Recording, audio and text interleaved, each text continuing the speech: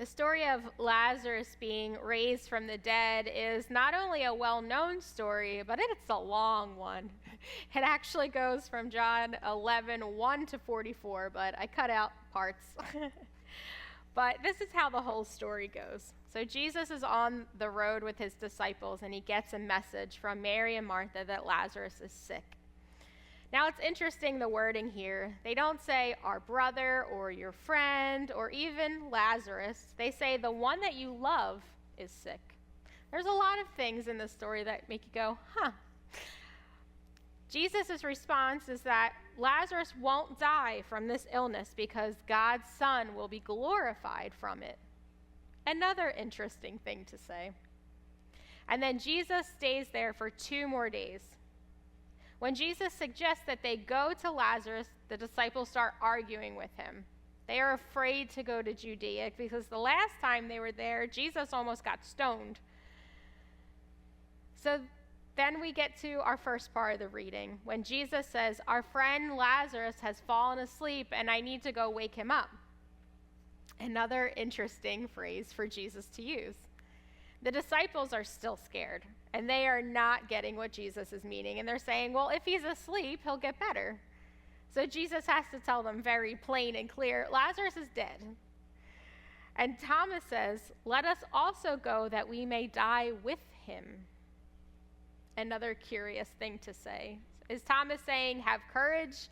Jesus wants us to go no matter what happens to us. This is what we're meant to do. Or is this more metaphorical? That they have to die metaphorically? We don't know. When they arrive, they find Lazarus has been in the tomb for 4 days. And I'll tell you the importance of that in just a little while. But first, I'll continue with our story. So Martha heard that Jesus was finally there, and she comes to give him a piece of her mind. At least that's how I read it. If you had been here, my brother would not have died, she says.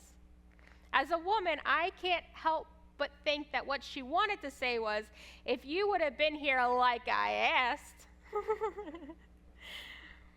But even in her grief and possible annoyance, she says, but I know that even now, God will do whatever you ask.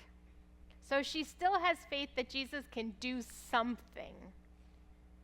So Jesus says, your brother will rise again, to which she responds, I know that he will rise again in the resurrection at the last day, which is something that Jewish people believed, that everyone would rise on the last day. But that's not what Jesus meant. And this is when we hear, I am the resurrection and the life. The one who believes in me will live even though they die, and whoever lives by believing in me will never die. Do you believe this? And not only does she believe it, but she proclaims him to be the Messiah, the Son of God. And then they go to Mary, and she falls at his feet and says the same thing. Lord, if you would have been here, my brother would not have died. This time, Jesus is deeply moved and troubled and asks where Lazarus is laid. And they take Jesus to him, and we hear John chapter 11, verse 35, Jesus wept. This is a favorite passage for many people, and it's the one most pastors preach on when it comes time for this text. And I will preach on that someday, but that's not where we're going with this story today. So let's move on with the story.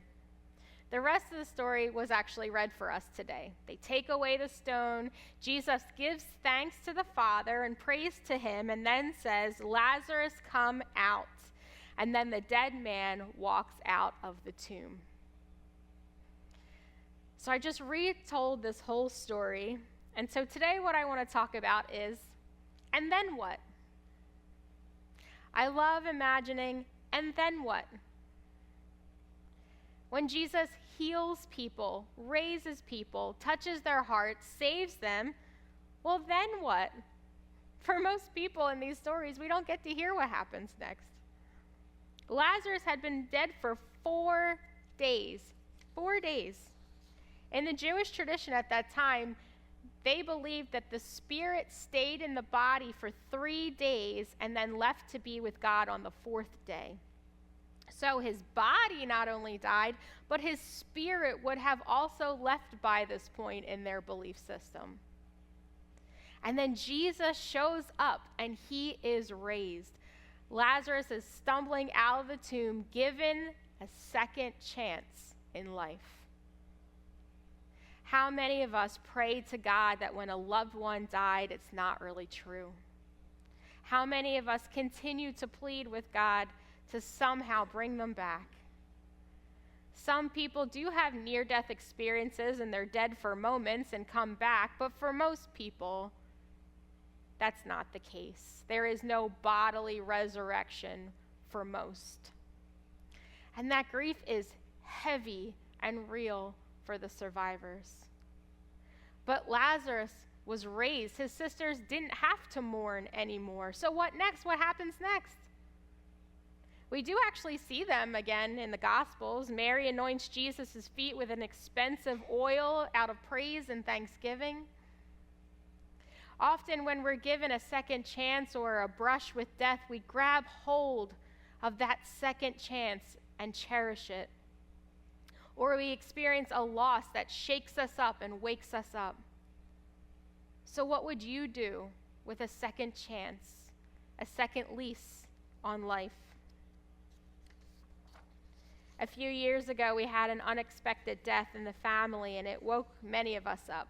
Many of us vowed to make changes in our lives, like spending more time with family or not taking life for granted, taking more time to really live and not work ourselves to the bone. I think some of those changes we weren't able to sustain because then the pandemic hit 6 months later and all those plans were put on hold. But I think every now and then we do get woken up. Maybe not literally raised from the dead, but maybe shaken from our routine or raised from our ruts to take stock and make necessary changes. Has this ever happened to you?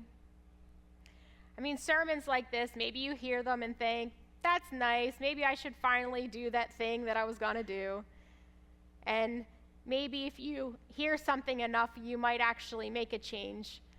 But I think more often than not, we need something that shakes us, right? Our friend has a heart attack, so we finally start eating better and exercising. Another friend gets a divorce, and we finally start making our marriage a priority. A friend gets diagnosed with cancer, so we finally plan that trip to go see them or that lunch date that we've been talking about forever. Our parent dies, and we finally make amends with an estranged sibling. We survive a serious illness, so we take that dream trip we've always talked about. We survive a car accident and vow to start going back to church. You get the idea. Something major, maybe something tragic happens, and it wakes us up and it causes us to make positive changes in our lives. We realize life is more fragile than we thought. We aren't guaranteed tomorrow, and neither are our loved ones. It causes us to look at our lives and figure out what's truly important. I think that can be one of the so whats in this story. Lazarus, Mary, Martha, they're all given a second chance. I wonder what they did with it. If we're given a second chance, what would we do with it? Think about that this week. Today's Mother's Day. I imagine most of your mothers have passed on, and whether or not they have, I think a gift that any of us could give our mothers, living or not, is to truly live your life. She gave you the gift of life, so use it. Often when we go to funerals, we talk about how that person lived their life, what they did with the gift of their life. Sometimes I'll read that poem, The Dash. How many people have heard that poem? The gist of it is that we all have a birth date, and eventually we'll all have a death date, and in between the two is a dash. And what's important is what we do with that dash. One of my favorite funerals I ever did. I know that's a weird thing to say. But it was for a man who really lived life to the fullest, and it was one of the most joyous services I've ever done. And I ended it by saying, keep his memory alive, tell the stories, share your memories, be generous, overtip, make others feel welcome, root for the Phillies and Eagles, chase after your passions, live life to the fullest, be the best kind of person you can be, remember the love he shared, shine your light in life like he did. That's how you keep his memory alive. This was a man that really used his dash well. Before I said our mothers gifted us with life, but so did God, right? Just like Jesus gave Lazarus a second lease on life, God gives us the same.